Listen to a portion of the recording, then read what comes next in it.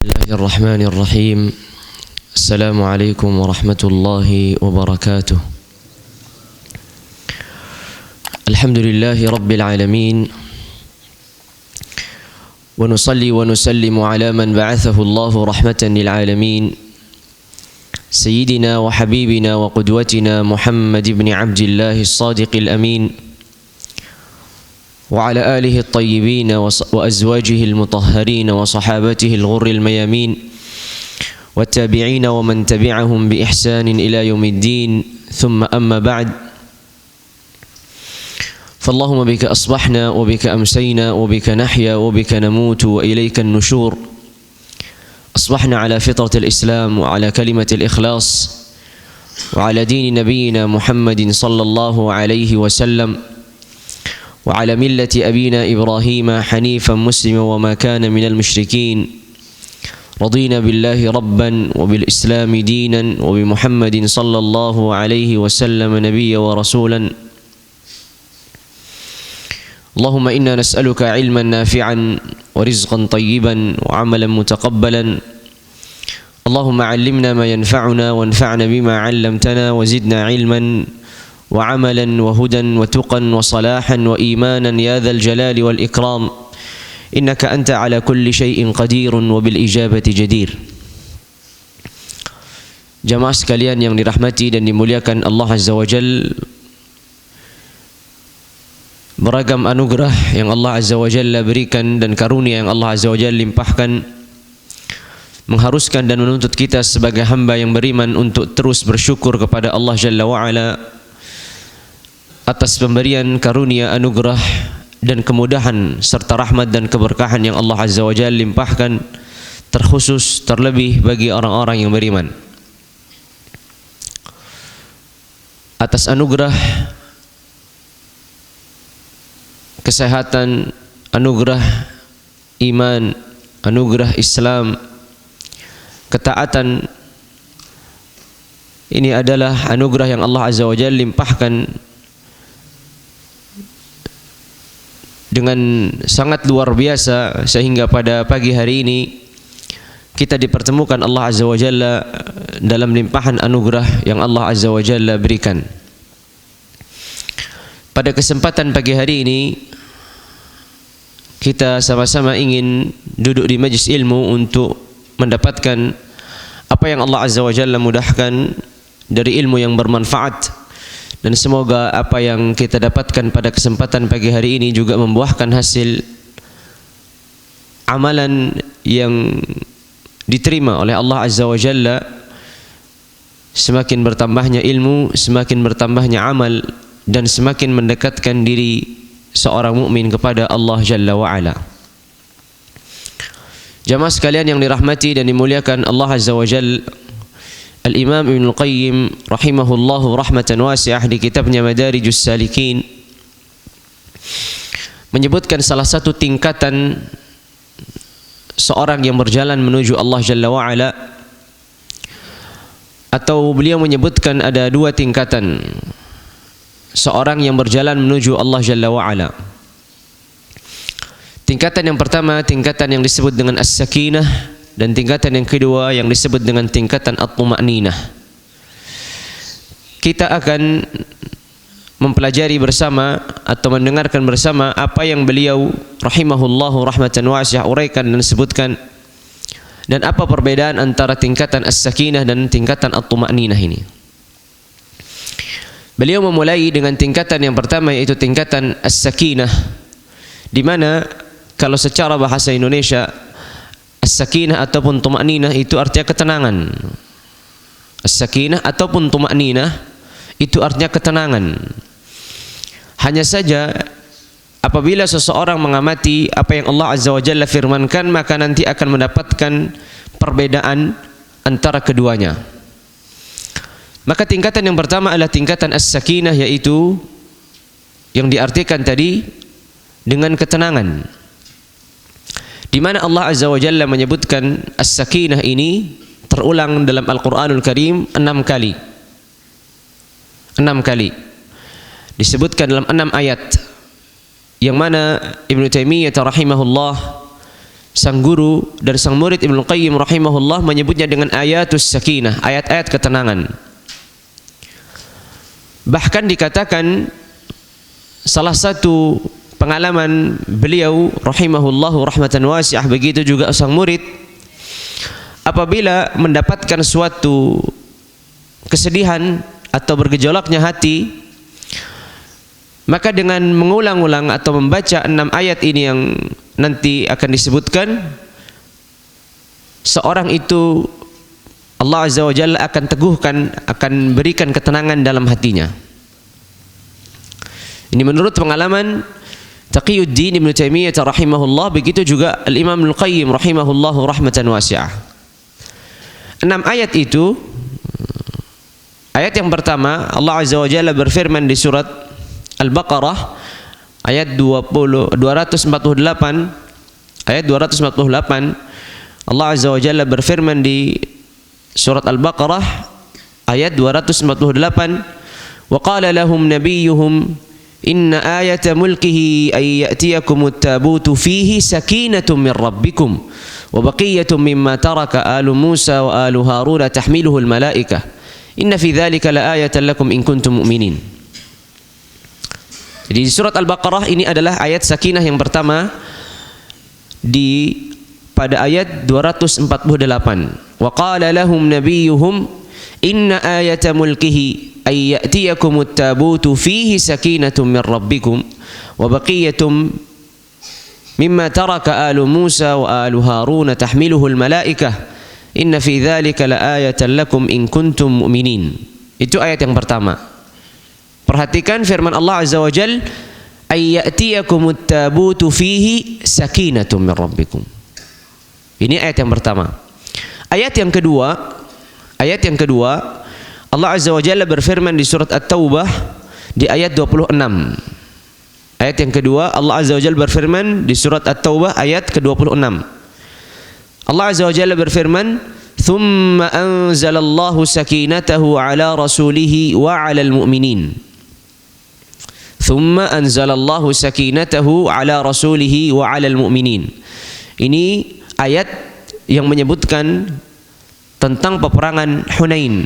Kemudian Allah Azza wa Jalla berikan keteguhan dan ketenangan bagi Rasulnya, begitu juga bagi orang-orang beriman. Itu ayat yang kedua. Ayat yang ketiga adalah di surat At-Taubah ayat 40.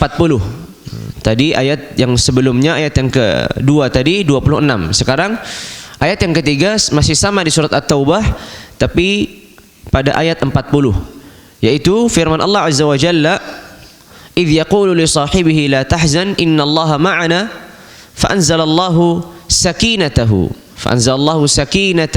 alaihi wa ayyadahu bijunudin lam tarawha."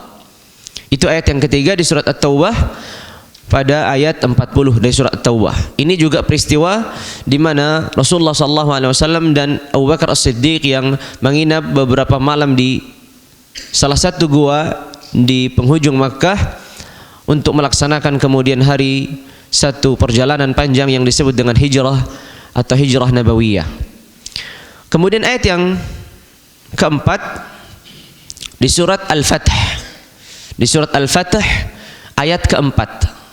Ayat yang keempat di surat Al-Fatah, ayat yang keempat, yaitu firman Allah Azza wa Jal, "Huwallazi anzala as-sakinata fi qulubil mu'minin liyazdadu imanan ma'a imanihim walillahi junudus samawati wal ard wa kana Allahu aliman hakima."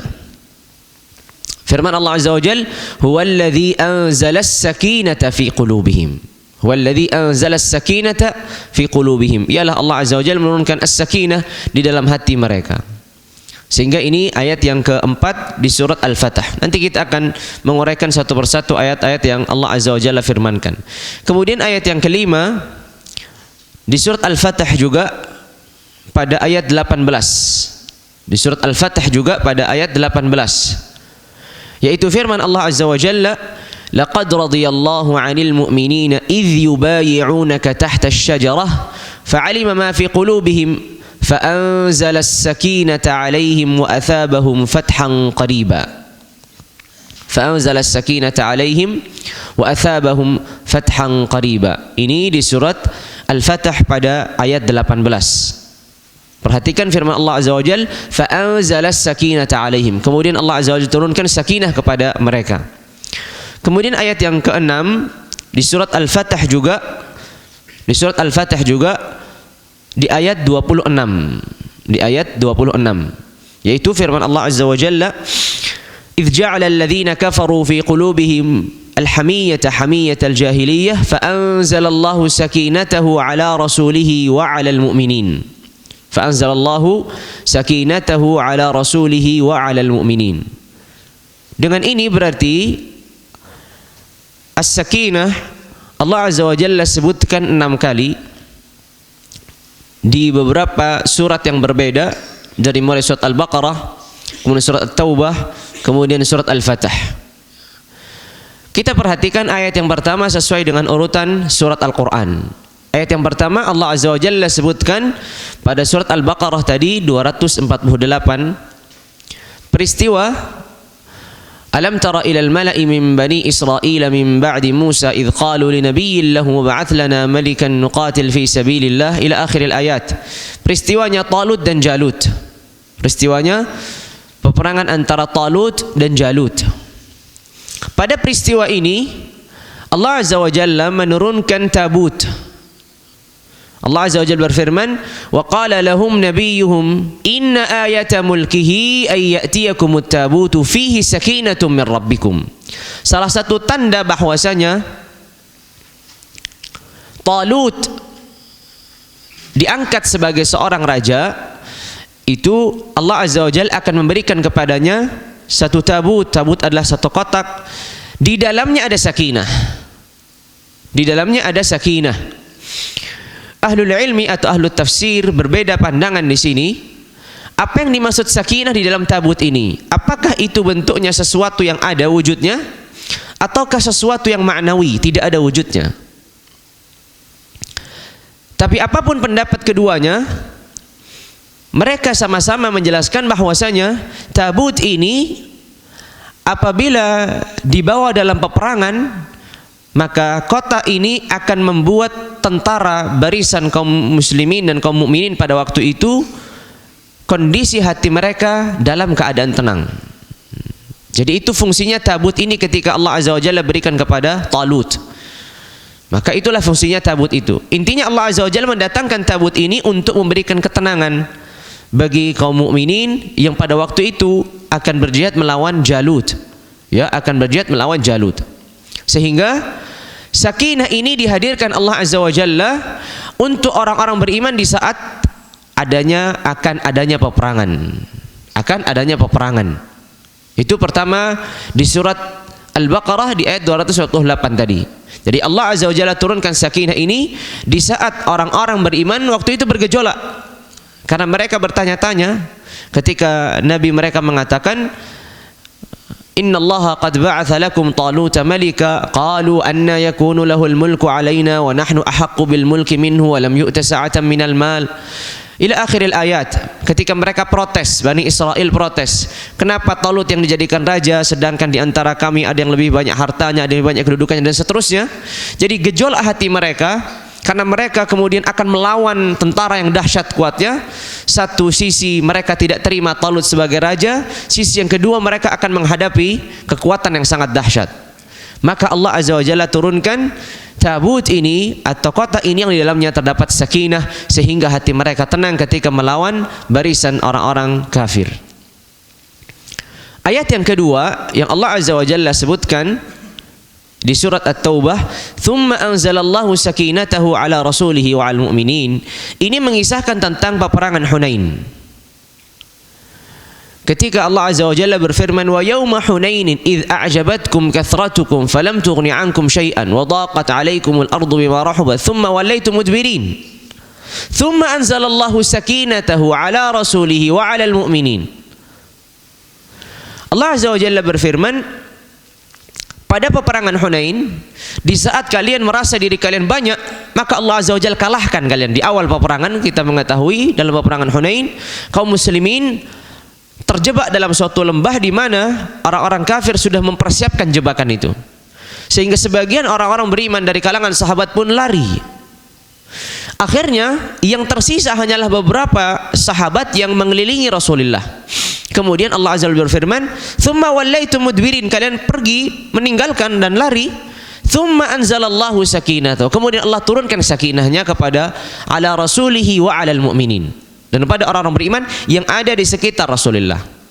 Sehingga ayat yang kedua ini Allah turunkan sakinah kapan? Ketika dalam keadaan posisi peperangan. Sama seperti yang pertama tadi. Kalau yang pertama tadi diturunkannya sebelum datangnya peperangan.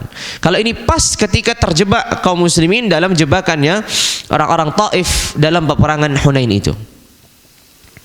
Kemudian ayat yang ketiga di surat At-Taubah masih menceritakan tentang perjalanan Rasulullah dengan Sayyidina Abu Bakar As-Siddiq radhiyallahu taala anhu ardah. Di saat Abu Bakar As-Siddiq radhiyallahu taala anhu ardah, dalam suatu riwayat disebutkan ia menangis. Kenapa menangis? Karena ia melihat orang-orang kafir musyrikin Quraisy pada waktu itu sudah sampai di depan pintu gua. Sehingga ia mengatakan, "Ya Rasulullah, kalau seandainya ada salah satu di antara mereka melihat ke arah kakinya saja, maka mereka akan melihat kami atau kita di dalam gua ini." Maka keadaan hati Abu Bakar As-Siddiq radhiyallahu taala anhu ardah yang sangat bergejolak ini, sangat sedih dan sangat cemas terhadap keamanan, keselamatan Rasulullah sallallahu alaihi wasallam. Karena ketika ditanya oleh Rasulullah, "Ya Abu Bakar, kenapa engkau menangis?" Maka Abu Bakar As-Siddiq, "Ya Rasulullah, aku tidak takut atas diriku, melainkan aku takut atas dirimu dan keselamatan dirimu ya Rasulullah." Sehingga ketika Allah Azza wa Jalla mendengarkan perbincangan dua manusia yang mulia ini, Allah Azza wa Jalla menyebutkan, "Idz yaqulu li sahibihi la tahzan." Jawaban Rasulullah kepada Abu Bakar As-Siddiq, "La tahzan, innallaha ma'ana." Janganlah engkau bersedih, sungguhnya Allah bersama kami. Fa anzalallahu sakinatahu 'alaihi wa ayyadahu bijunudin lam tarauha. Maka kemudian Allah Azza wa Jalla turunkan sakinah kepadanya, kepada Rasulnya, dan Allah Azza wa Jalla turunkan pertolongan. Maka ayat yang ketiga ini juga mengisahkan bagaimana cemasnya Abu Bakar As-Siddiq, begitu juga cemasnya Rasulullah SAW, kemudian yang saling menguatkan dua hamba Allah Azza wa Jalla ini. Maka kemudian Allah Azza wa Jalla turunkan as-sakinah kepada mereka. Ayat yang keempat tentang di surat Al-Fatah, "Huwallazi anzala as-sakinata." Awalnya Allah Azza wa Jalla berfirman, "Inna fatahna laka fatham mubina," ila akhir ayat. Kemudian Allah Azza wa Jalla di ayat yang keempat, "Huwallazi anzala as-sakinata fi qulubil mu'minina liyazdadu imanan ma'a imanihim walillahi junudus samawati wal ard wa kana Allahu aliman hakima." Ayat Al-Fatah ini kita mengetahui ada perbedaan di kalangan ahli tafsir, apakah surat Al-Fatah ini diturunkan maksudnya Fatah Makkah, penaklukan kota Makkah, ataukah maksudnya itu adalah Sulhul Hudaybiyah, perdamaian Hudaybiyah. Walaupun banyak ahli tafsir mengatakan surat Al-Fatah ini diturunkan karena adanya Sulhul Hudaybiyah. Allah Azza wa Jalla menyebut perdamaian Hudaybiyah itu dengan sebagai sulh, penaklukan. Karena dikatakan penaklukan kota Makkah itu tidak mungkin terjadi tanpa terjadinya Sulhul Hudaybiyah. Jadi Sulhul Hudaybiyah ini menjadi awal mulanya kenapa kota Makkah kemudian Rasulullah SAW menaklukkan kota Makkah. Yang mana sebelumnya tidak ada rencana Rasulullah menaklukkan kota Makkah.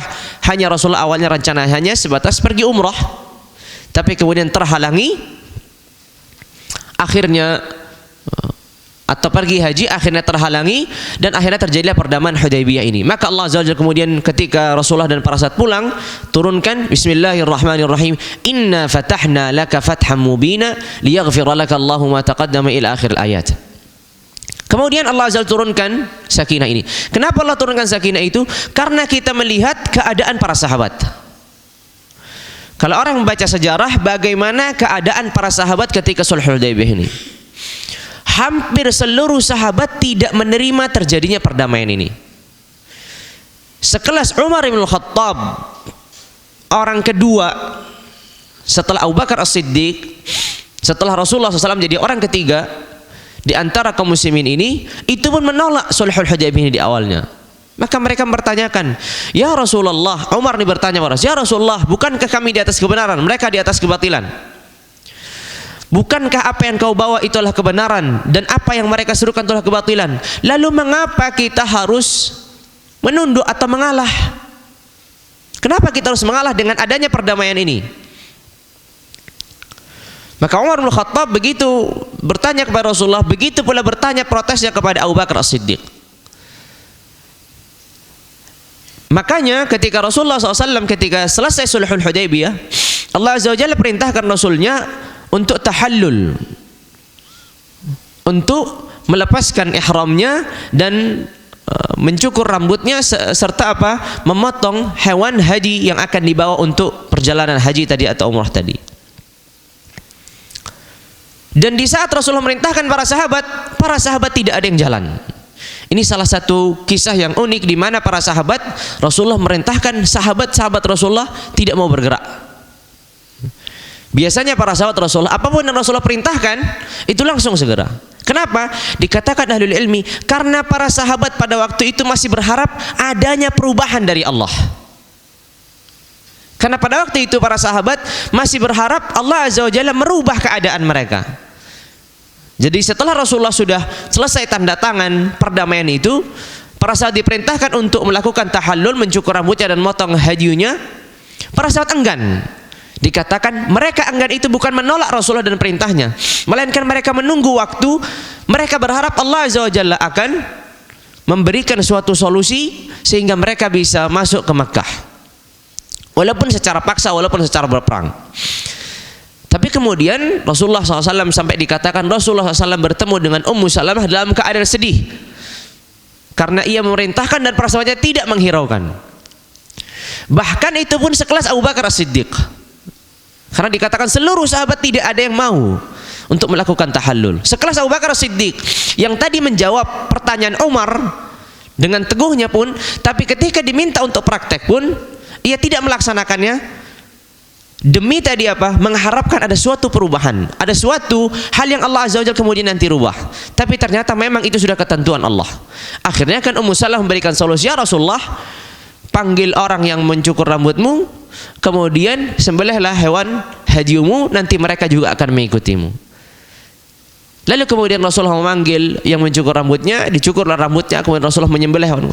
Disitulah para sahabat baru mulai mencukur rambut mereka, walaupun dikatakan mereka mencukurnya itu dalam keadaan hati mereka tidak tenang, sehingga ketika mereka mencukur pun saling melukai satu dengan yang lainnya.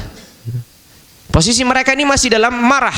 Kenapa kita harus merendah? Kenapa kita tidak melawan? Sekalipun mereka sudah melihat Rasulullah SAW dicukur rambutnya sudah selesai dan ini berarti akan pulang ke negeri Madinah, sahabat masih bergejolak hati mereka, sampai mereka pun ketika saling mencukur satu dengan yang lain, mereka melukai kepala satu mereka dengan yang lain, menunjukkan hati mereka dalam posisi bergejolak. Tapi setelah mereka usai pulang, Allah Azza wa Jalla dalam perjalanan Allah Azza wa Jalla menurunkan inna fatahna laka fatham mubina. Lalu kemudian Rasulullah mentilawahkan ini kepada Umar. Lalu kemudian ketika Rasulullah mentilawahkan kepada Umar, Umar bertanya, afathun hiya Rasulullah, afathun wa ya Rasulullah, apakah ini penaklukan ya Rasulullah? Penaklukannya di mana? Sedangkan ketentuan atau syarat-syarat atau poin-poin perdamaian itu justru banyak menyudutkan kaum muslimin. Penaklukannya di mana?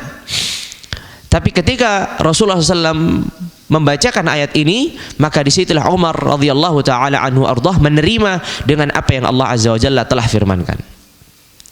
Maka ayat ini diturunkan di saat apa? Di saat sulhul Hudaybiyah, di saat para sahabat masih belum menerima tentang perdamaian ini di awal-awalnya, kemudian Allah Azza wa Jalla turunkan dan akhirnya seluruhnya menerima dengan sakinah yang Allah Azza wa Jalla berikan dan ketenangan yang Allah Azza wa Jalla turunkan kepada mereka.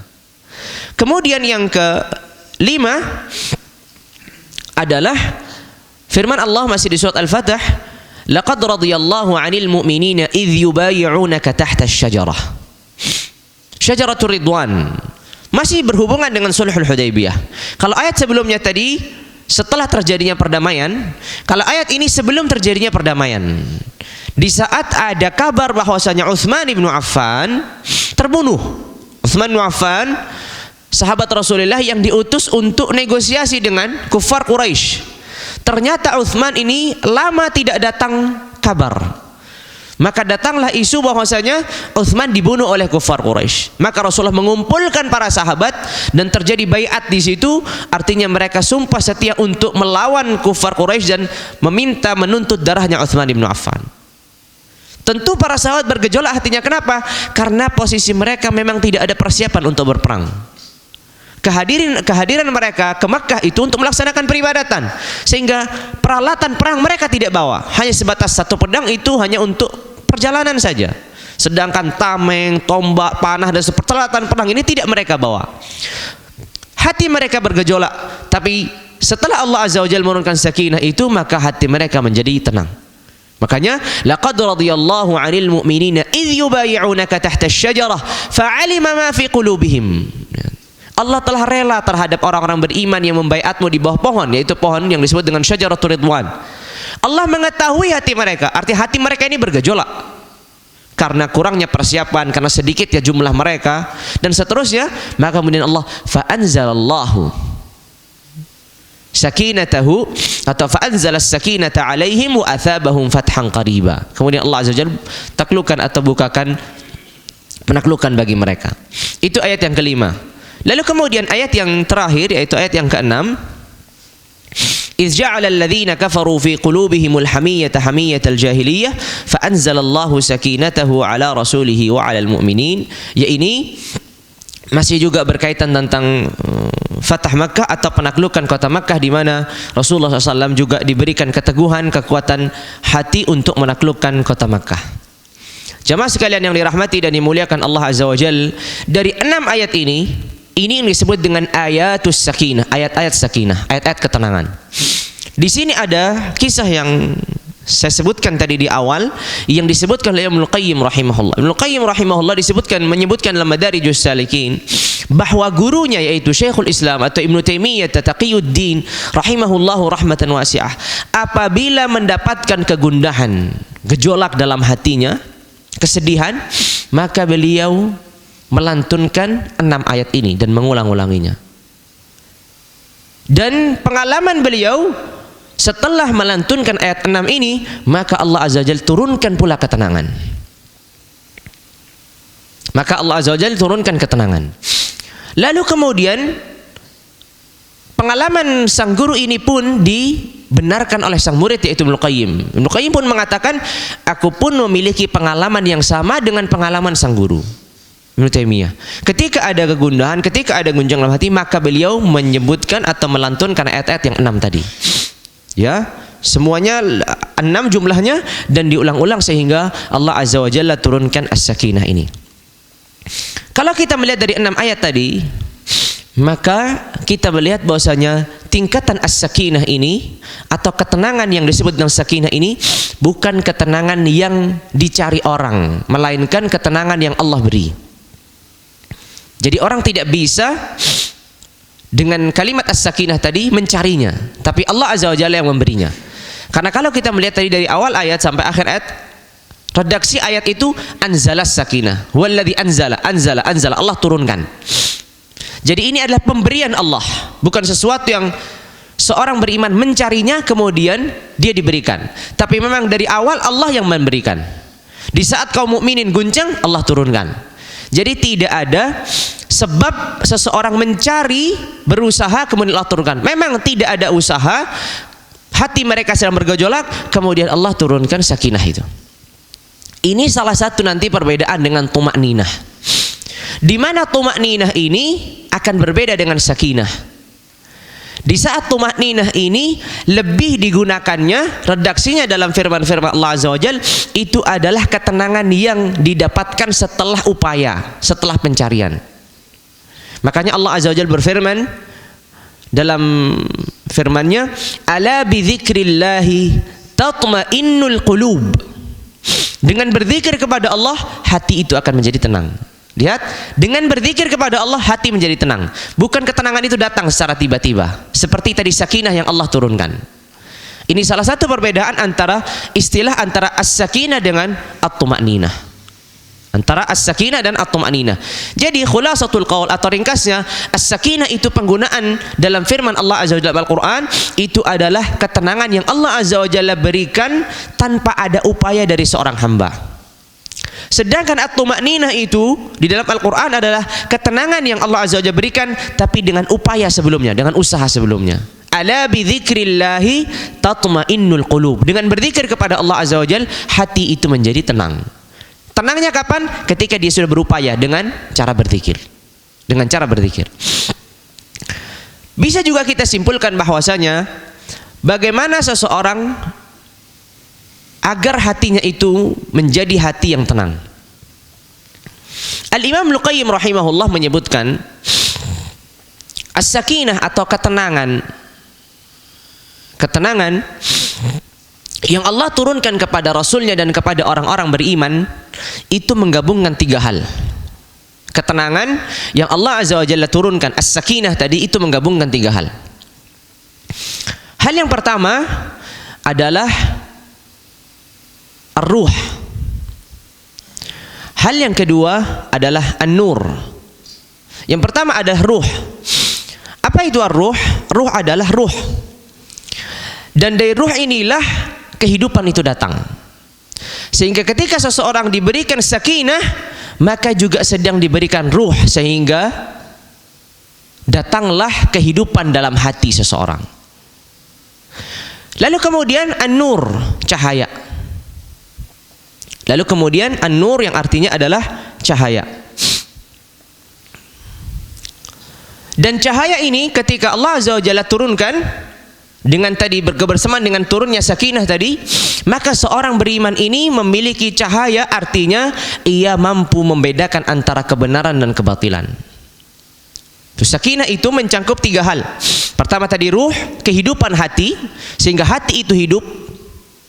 Kemudian yang kedua an-nur, sehingga hati itu bisa membedakan antara hak dan batil, cahaya. Dan yang terakhir adalah al-quwwah, kekuatan, sehingga hati itu teguh di atas keimanannya, teguh di atas kebenaran yang Allah Azza wa Jalla berikan. Maka di sini orang yang diberikan sakinah tadi yang Allah sebutkan berulang-ulang, fa anzalas sakinah, Rasul yang diberikan sakinah, orang-orang yang diberikan sakinah itu sedang diberikan 3 hal. Jadi ketenangan yang Allah Azza wa Jalla berikan itu ketenangan yang mengandung di dalamnya ruh, kehidupan hati. Ketenangan yang mengandung di dalamnya nur, cahaya bagi hati. Ketenangan yang mengandung di dalamnya kekuatan, yang itu membuahkan apa? Al-azimah dan israr, kekuatan, keteguhan dalam menjalankan keimanan ini. Lalu kemudian Al-Imam Al-Qayyim rahimahullahu rahmatan wasi'ah menyebutkan masalah at-tuma'ninah. Di saat tadi kita sebutkan at-tuma'ninah itu bisa dikatakan adalah sesuatu ketenangan yang didapatkan setelah upaya seseorang. Allah Azza wa Jalla berfirman, "Ala bi dzikrillahi tatma'innul qulub." Dengan berzikir kepada Allah, maka datanglah ketenangan ini. Maka ketenangan jiwa, selain tadi ada jiwa yang Allah Azza wa Jalla berikan ketenangan memang tanpa ada sebab apa-apa, Allah berikan turunkan.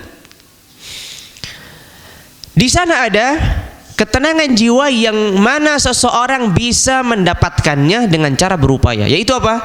Dengan berzikir kepada Allah. Dan ahli tafsir berbeda pandangan tentang berzikir kepada Allah. Apakah maksud berzikir itu adalah berzikir yang kita kenal dengan istighfar, tasbih, tahmid, takbir, tahlil dan seterusnya? Ataukah berzikir itu maksudnya adalah dengan mentadabburi Al-Quran, membaca Al-Quran dan mengamalkannya? Tapi dua pendapat ini, andai kata digabungkan, mengingat Allah Azza wa Jal, entah itu mengingat dengan berzikir, tahmid, takbir, tahlil dan seterusnya, atau mengingat Allah Azza wa Jal dengan melantunkan Al-Quran dan mentadabburi ayat-ayatnya, maka semuanya akan menghasilkan tatma'innul qulub. Tatma'innul qulub.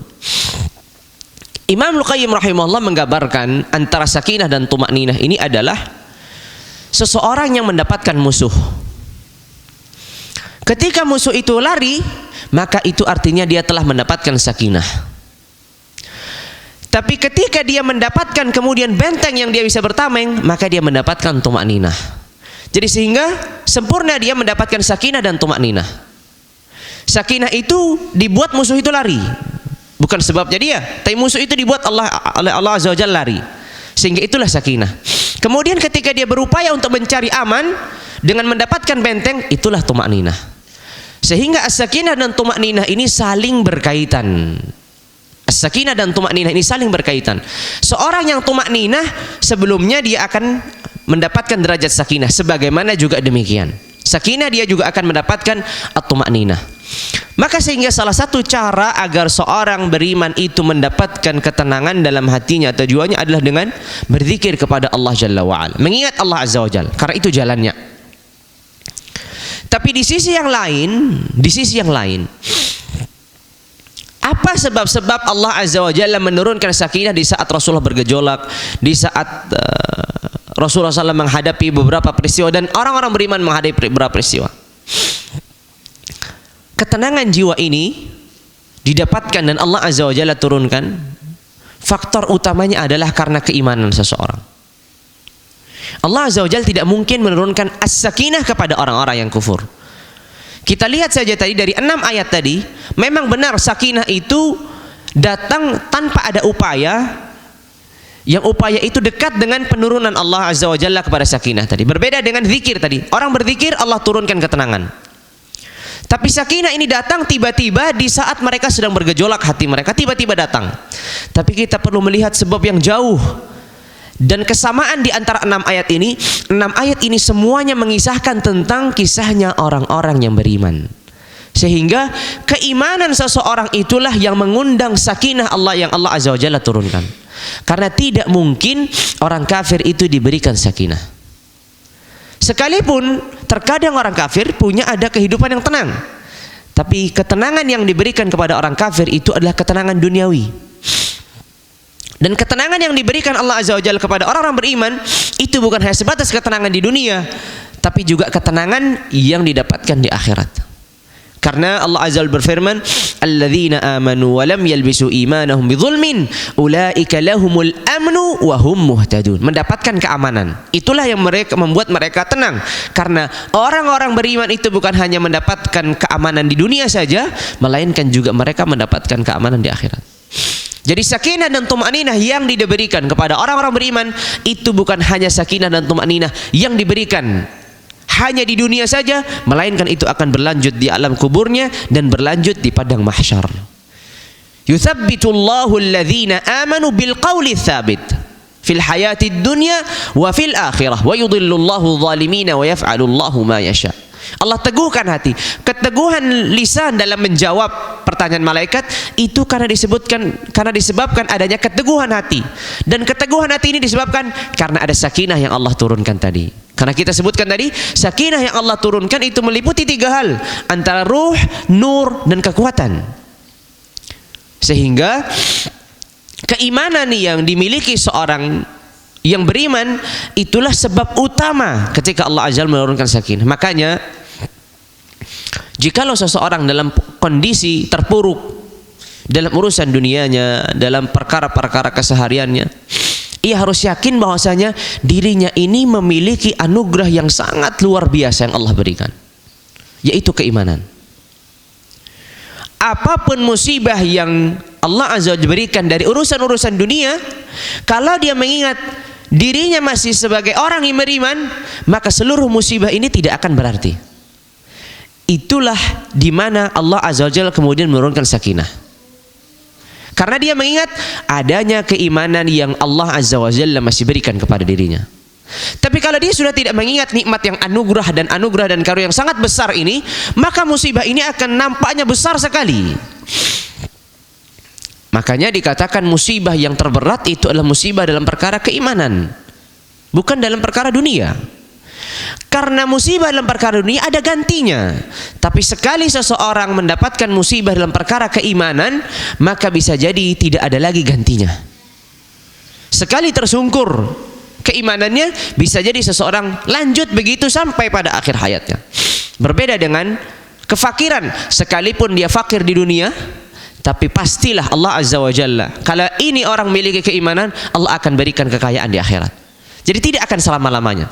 Tapi sekali orang tersungkur dengan keimanannya di dunia, maka di dunia tersungkur pun di akhirat juga tersungkur. Sehingga modal utama untuk mendapatkan jiwa yang tenang itu adalah di saat seseorang memiliki iman. Makanya bagaimana kita merawat keimanan ini? Di saat ada gejolak, di saat ada kesedihan, di saat ada musibah, keimanan inilah yang akan menyelamatkan kita. Sakinah itulah yang Allah Azza wa Jalla akan turunkan karena kita sudah memiliki keimanan sebelumnya. Lihat saja bagaimana orang-orang beriman itu ketika datangnya musibah, Rasulullah SAW dan Allah Azza wa Jalla mengajarkan untuk memasrahkan segalanya kepada Allah karena keimanan. Tapi berbeda kita melihat gejolaknya orang kafir. Ketika mereka sekali terpuruk, tidak ada lagi tempat di mana mereka mengadu. Pun kalaupun mereka mengadu kepada Allah, Allah pun akan kabulkan. Lihat, orang yang kafir di saat mereka dalam keadaan darurat, mereka kembali kepada Allah, Allah akan kabulkan. Amma yujibul muttar idza da'ahu wa yakshifus su'. Apakah engkau tidak mengetahui tentang Allah Jalla wa Ala yang menjawab al-muttar, yaitu orang yang terpojokkan, orang yang terhempitkan, orang yang dalam keadaan darurat, sekalipun orang kafir, Allah Azza wa Jalla akan berikan keteguhan. Sekalipun orang kafir, Allah Azza wa Jalla akan berikan keteguhan dan solusi. Sebagaimana kita kenal orang-orang musyrikin Quraisy, ketika mereka melewati lautan, mereka ditimpa badai, mereka kembali kepada Allah, Allah selamatkan. Kalau seandainya mereka saja Allah Azza wa Jalla berikan keselamatan ketika mereka kembali kepada Allah, maka tentu orang yang beriman pun akan jauh memiliki kesempatan keselamatan yang Allah Azza wa Jalla berikan lebih daripada mereka yang orang-orang kafir itu. Maka kunci utama agar diberikannya sakinah adalah dengan beriman. Kunci utama agar diberikannya tumakninah adalah berzikir. Kunci utama agar diberikannya as-sakinah adalah keimanan, dan kunci utama agar diberikannya at-tumakninah adalah berzikir. Lalu kemudian Allah Azza wa Jalla berfirman, kita mengetahui dalam akhir surat Al-Fajr, ya ayyatuhan nafs al-mutmainnah, wahai jiwa yang mutmainnah, yang tenang, irji'i ila rabbiki radiyatan mardiyah. Para ahli tafsir mengatakan, kalau jiwa seseorang tidak tenang, maka dia tidak kembali kepada Allah. Hanya mereka yang memiliki jiwa yang tenang yang akan kembali kepada Allah. Maksudnya kembali kepada Allah, semua orang akan kembali kepada Allah, tapi yang akan kembali dan mendapatkan rahmat Allah itu adalah an-nafsul mutmainnah. Dan jiwa yang tenang yang kembali kepada Allah dengan rahmatnya ini adalah mereka yang jiwa yang tenang di saat hidup mereka. Di saat mereka menjaga keimanan sehingga sakinah itu turun, di saat mereka menjaga zikir sehingga tumakninah itu datang. Maka orang yang menggabungkan dua hal ini, maka akan dijamin akan ada ketenangan dalam kehidupannya. Ketika dia punya modal keimanan, kemudian setelah datangnya musibah, dia berzikir dan mengingat Allah. Alladzina idza asabatum musibatun qalu inna lillahi wa inna ilaihi raji'un. Kalimat inna lillahi wa inna ilaihi raji'un ini zikir. Tapi apalah makna inna lillahi wa inna ilaihi raji'un kalau orang tidak beriman? Hanya sebatas ucapan? Tidak. Kalimat inna lillahi wa inna ilaihi raji'un itu selain dia mengingat Allah, dia mengandung keimanan. Kenapa? Karena dia sedang berikrar bahwasanya inna lillah, kami ini milik Allah. Jadi ada faidah yang sering kita dapatkan, kadang kalau ada takziah atau apa, kita tersebar. Terkadang orang menulisnya bukan inna dipanjangkan, tapi inna, dan itu salah tentunya. Karena maksudnya inna lillah artinya inna itu sungguh kami. Tapi kalau inna lillah sungguh milik Allah. Siapa yang milik Allah? Kalau inna lillah nunnya tidak dipanjangkan. Makanya ucapan yang benar adalah inna lillahi wa inna ilaihi raji'un. Jadi kami ini milik Allah dan kami juga akan kembali kepada Allah. Bukan inna lillah wa inna ilaihi raji'un. Itu tidak tepat redaksinya. Tapi yang benar adalah inna lillahi wa inna ilaihi raji'un. Ini sebagai tambahan faidah. Sehingga orang yang mengatakan demikian, sebagaimana Rasulullah SAW ketika disebutkan dalam peperangan Hamra'ul Asad, di saat Rasulullah perang dari Ghazwat Uhud,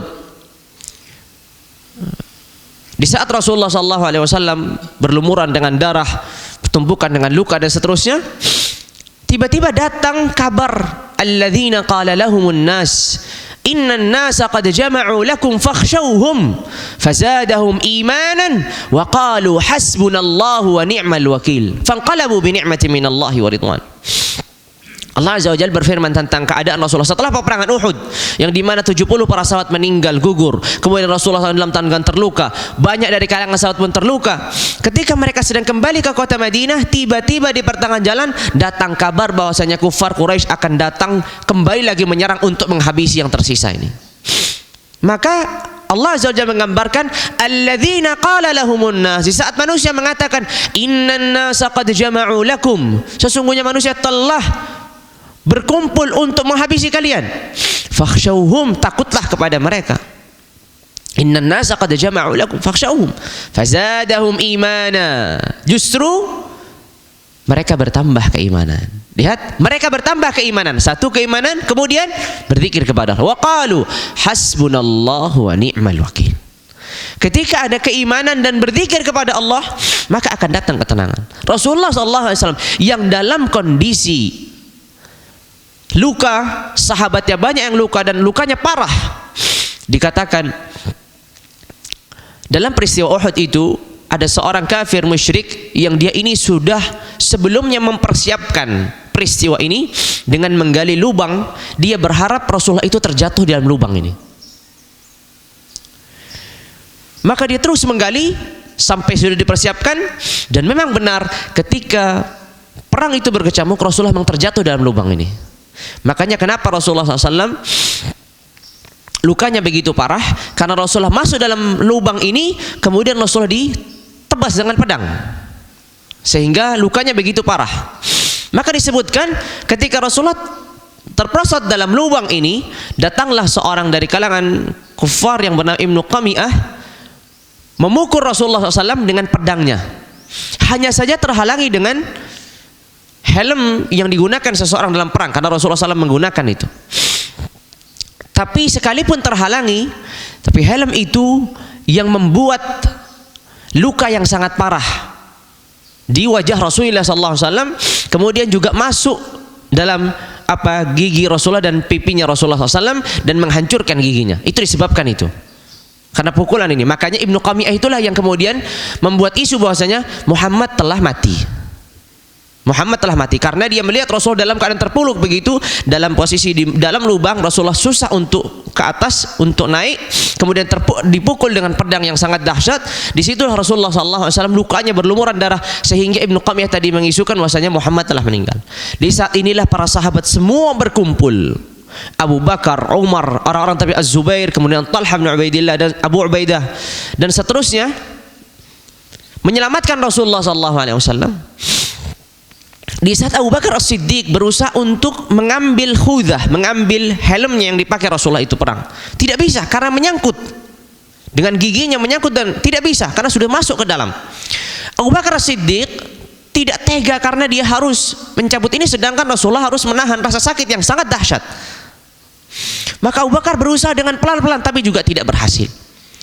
Akhirnya datang Abu Ubaidah Amir bin Jarrah radhiyallahu taala anhu arda mengatakan, aku bersumpah demi Allah agar aku yang mencabutnya.